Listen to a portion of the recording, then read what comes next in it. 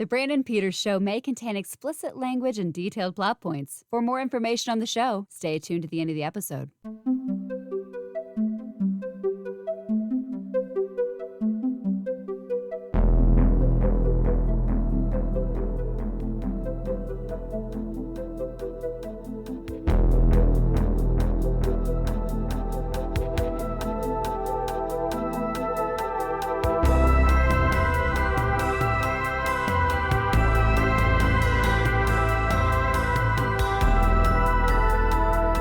And now, here's Brandon.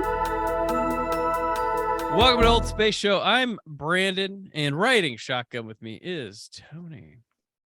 Let's keep on that pedal to the metal here. Here we go. This series of Old Space Show will follow the exploits of a man and his car. CAR, not KARR. There it is. Yes. The first season of Knight Rider. Today, we're here to discuss the 10th episode, Inside Out. Not to do with the Pixar movie or the Kevin Kline film. This is the OG from Knight Rider. That's right. The original here. Yes. Michael captures a criminal named Dugan and takes his place as Colonel Kincaid's new driver. His goal is to find out for what purpose Kincaid is building his own private task team and catch him red-handed. All right, this is directed by Peter Crane, TV director who did The Master, Fall Guy, Moonlighting, Hunter, and he did the slasher movie, The Initiation, which has Daphne Zuniga, Vera Miles, and Clu Gulager in it. I liked it. Yeah. Written by Steven D'Souza, starring David Hasselhoff, Edward Mulhare, Patricia McPherson, William Daniels, Judith Chapman, James Lamp, Lawrence Dobkin, and Morgan Jones. All right. This one, Tony, we are both talking off air, and you hinted last week when this was not a favorite. Yeah. It's a tough it's tough for anything to follow. We had a big episode last week. Kit versus Car, a very unique setting. We're 10 episodes in. I know these days we're kind of spoiled as TV streamer bingers of 7 to 12 episode seasons that are a little more condensed and a little more coherent. Back in the day, obviously you're pumping out 20, 22, 24 episodes. It's a lot of content. So and not all of them are going to be hits, and this one didn't feel like it fell in the too positive category. I'll start with a positive. I like that this this episode started mid-action. Mm-hmm. Michael's in the night fighting. Michael in the night. Off to a good start. Michael is fighting a guy inside of Kit in the evening in the cover of darkness. And he shoots him out the sunroof. And we get to see him actually pulling into the semi, Bonnie's office, as we'll call it. So that was kind of cool. I think you get to see how the soup was made a little bit or something. Yeah, it's fun. Obviously you can, you can tell it's cool to see him pulling in, but you can tell the exterior shots when the car pulls into the semi, you're like, this is just a regular old box truck. And then cut away to the studio where there's more space for them to walk around the car and the gadgets are all there. It's a very clear difference, but whatever, that's what it is. So an interesting thing that might speak to why we feel a little ambivalent about this episode is because I was reading in the trivia little notes here that this was the first episode that was produced after the pilot. So in production codes, this is technically the second episode. So this was Bonnie's planned first appearance, which you can kind of tell by the opening credits. This her quick little starring Patricia McPherson, that's pulled from this episode. Gotcha. So maybe that's why this feels a little disjointed, because this was not meant to be here. It was meant to be an early episode. So that could also really drive some of the weird feelings that we're having towards it as well. I'll say that action-wise, there's some ambitious shit there. We'll talk about later. That was okay, so they're still a little hungry there, but interesting that's the second one. Because it feels tired almost at this point. It's just weird. Yeah, you're right. Yeah, it feels like the same yeah, at this point it feels like the same stuff that they've been doing. But Yeah. when they shot this, obviously they had planned on this being like still the introduction, which to these characters, which makes sense why I think we talked about earlier in the season where we felt like we didn't see Bonnie Mhm. much in those first few episodes, probably because this one was meant to establish her. Yeah. And then when she went away for a bit, it wasn't a big deal because she was already kind of a more established character of, Right. when Michael's like, I wonder if there's a real woman under those overalls, and then Kid of Yeah, course scans her and is like, or oh, just a here's her robot. dimensions. It's like, yuck, yuck, yuck, so Right. I wonder if there's a real woman under those overalls. Just a robot. Like, such a weird whoa. statement. Right. So what Michael's doing here at the beginning when he was fighting, he's like trying to transfer a criminal. Then the guy flipped on him. So Michael's going to take this guy's place at this militia type operation. Yeah, that also kind of leans or lends itself to the weird vibe of this episode. Like none of this feels very well fleshed out. Like the Like, militia is like I was like, is these this couple Spectre? dudes hanging out at like a resort. Yeah, it's Is like a like the weird feel. Spectre training facility like they have in From Russia with Love? Like what is going Yeah, on here? And it's nothing hilarious. makes sense. It's hilarious Yeah. too. Michael shows up and Hasselhoff like towers over everyone there. Like he Yes. is a giant compared to everyone else in this cast this week. Like it's ridiculous. Like Yeah, it's a very interesting vibe because even the person he took the place of yeah. was it didn't seem to be a terribly big guy. And then of course you've got that whole thing where they're like, Michael's like, I'm gonna, we're gonna put you in put you somewhere where you can't get out, and it's like the world's tiniest, chintziest Airstream trailer with like a Mhm. padlock on the door. I'm like, what is this? It's not gonna keep anybody in there, but and then of Yeah. course they go back to him in the middle of the episode and he's like clawing at the windows. I'm like, this is a disaster. Like they did not think a lot of this through. No, there's like a lot of like sneaking around the night here with Kit helping out, doing like not like this one you can tell now that you say that Kit's not used for anything interesting too much when it's not like Right. an action sequence on the road. Which is interesting because he had like they made a big deal out of it in the opening scene where he went to drive in visit Bonnie, where they put the micro jammer in there, and of course that came in. He had to use that later in the episode, but yeah, it's like it's very interesting. I can see why they maybe chose to move this away from the second episode because I don't feel like it really highlighted all the things that Kit could do, and maybe they felt like they would lose Mhm. the audience if they made Kit too plain too early, if that kind of makes sense. Yeah, I can see that. Yeah, this one definitely tries to.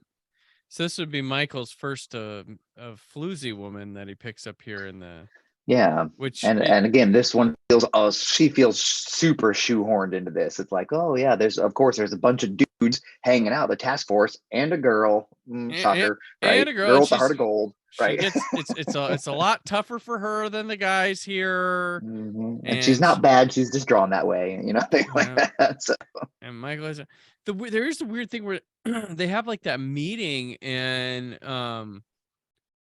she like there's like they like kiss like when they're leaving like and I'm like yeah, he didn't kiss all the other like ladies, but also she's not like a single mother that we know of, so that's a good point. Yeah, she didn't have a very, very like a highly specific backstory about a dead dad or something, mhm. widowed or whatever. So yeah, he just went for it. So So Tony, this one aired on November 26th of 1982, which would have been like Thanksgiving or yeah, perhaps a week after. So this is right after sweeps like would have ended. So yeah, they held this one out. sure, of course, Car was their big sweeps November as sweeps. well he should be, Mhm. Yep, 100%. Yep. their big sweeps thing. So yeah, I would say, so that's probably what it was. And Yeah. this is like we'll toss that one back.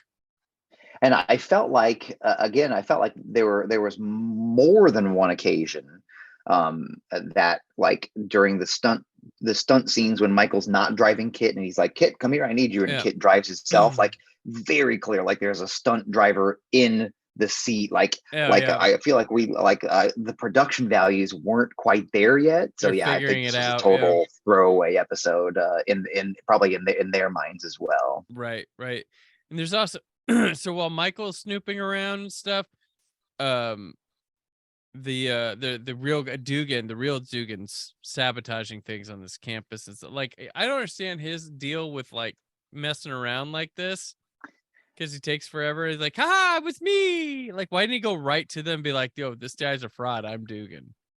Yeah, it's a Like, really interesting. Yeah, none of the dots quite connect on the plot side of things here, which is yeah, it's a but an interesting tidbit about Dugan. The Dugan is played by Jack Gill, mhm. who is a longtime stuntman in Hollywood, and he did most of the driving stunts Okay, for Kit. So he's usually the guy that's physically so he the was there driver's seat. So yeah, so he's the guy. So they're like, yeah, we're gonna give you a chance to have a couple lines and be That's an nice. actor and things like that. So In our worst episode of the first, yes, well, what are you gonna do? They they can't all didn't be know. winners. They didn't know. I will give this props. So this gets into this. There's a mission for Michael and the woman to do that's like robbing the semi or whatever on the road. Mhm. Yeah, This is the first Fast and the Furious movie. This is you're right. exactly what happens. And like because they latch onto the semi, she gets out of the car through the window on the front to connect to it, and then Michael has to get out, help her. I'm like, this is the first Fast and the Furious. This is exactly. And I'll say this, the coverage is almost up to snuff with it. Like, it's pretty Yeah, it impressive. looked great. This is ballsy for television, like stunts and Yeah, stuff. And I've said, well, not that first director of the first Fast and Furious, Rob Cohen, isn't the world's greatest director, but mm, um but like this here, I'm like, wow, they're doing this on TV in 1982. That's not yeah. bad. Well, so we talked in these early episodes about how we were very impressed with the production values and the Mhm. stunts and things like that. So this was obviously, if this was intended to be the second ever episode at one That's point, what, yeah. there's clearly that commitment to making sure, like, hey, if nothing else, like if the plot doesn't make sense and the acting's wooden or whatever, like we're gonna ball out on the stunt scenes, which they absolutely have committed to this entire series so far, which is really cool. So Yeah, it worked out. For the yeah, so like there is a highlight for me personally, at least within this like episode I didn't like. I was like, well, it had that. That's yeah, that was nice. the saving grace there for sure. Saving grace. But yeah, so they end up being able to overcome this militia, and Michael delivers these bad guys in the back of a truck to Devin at the prison. He's like, Michael, what have you? Oh, look at this. Because they were Right. kind of It's building that relationship with them that they dropped episodes ago. yes, you're right. You're right. And this is, yeah, Michael. right. This very, yeah, like antagonistic type of thing. And it's so Mhm. yeah, and that probably again lead or helps along the feeling of general listlessness of this episode is that like I get like the militia thing and ooh bad guys whatever, but it feels like the stakes are really low here. Like I Right. don't, like there's not like a big to do, like oh these guys, these wannabe military dudes, whatever, this I don't know. It just does the plot just didn't really connect the dots for me. I mean, I was I just love like, the action stuff; it was great, but yeah, the story was iffy. it's totally like if I wouldn't have like, I mean, it's a total zone out. Even watching this to take notes and do a discussion of it, I was just like, Yeah, all right, it was a whatever. tough one to get. Yeah, it was a tough one to get back through. You're right. Yep, Yeah. you are 100% right. Yep. There was a good line in there from Michael. The leader of the militia is like, I really liked you. And Michael goes, personally, I think you were a jerk. I was like, well done, Michael. Well done, Michael. Nailed it. Really got Nailed him it. good. But yeah, I really don't have much else to say. This episode really didn't. Yeah.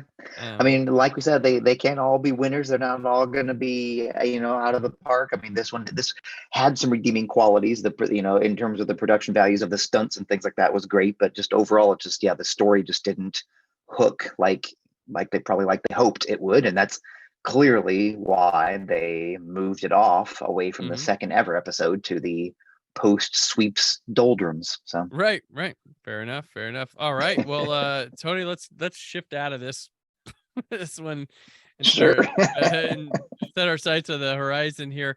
Where can people find you?